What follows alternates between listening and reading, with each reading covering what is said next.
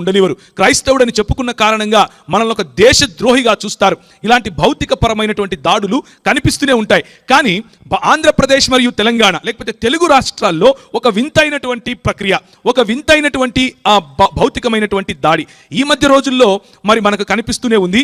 మాటల చేత దాడి, కోట్లేసుకుని నెత్తిన టోపీలు పెట్టుకుని యేసు క్రీస్తు దేవుడు కాదు, యేసు క్రీస్తు కేవలము ప్రవక్త మాత్రమే, యేసు క్రీస్తును నమ్మిన వారు నరకానికి వెళ్తారు, యేసు క్రీస్తును దేవునిగా నమ్మిన వారు నరకానికి వెళ్తారు, ఆయన కేవలము మనిషి మాత్రమే, ఆయన కేవలము ప్రవక్త మాత్రమే అని చెప్పేటటువంటి క్రైస్తవేతరులు ఎంత క్రైస్తవ సంఘాన్ని చెరబట్టడానికి, క్రైస్తవ సంఘాన్ని విడదీయటానికి ప్రయత్నించారో అంతే ఎక్కువగా క్రైస్తవ సంఘములోనే క్రీస్తు వారమని చెప్పుకుంటూ, క్రైస్తవ సంఘములోనే క్రైస్తవులమని చెప్పుకుంటూ యేసు దేవుడు కాదని, యేసు చిన్న దేవుడని, యేసు సృష్టింపబడినటువంటి దేవుడని, యేసు నీలాగా నాలాగా దేవుడని చెప్పుకొని బొంకి క్రైస్తవ సంఘాన్ని నిర్వీర్యం చేసే వాళ్ళు కూడా లోపలి నుంచే అపవాది చేతిలో తొత్తులుగా క్రైస్తవ సంఘాన్ని నిర్వీర్యం చేస్తున్నారు. ప్రియమైనటువంటి క్రైస్తవ సంఘమా, అందుకనే ఈ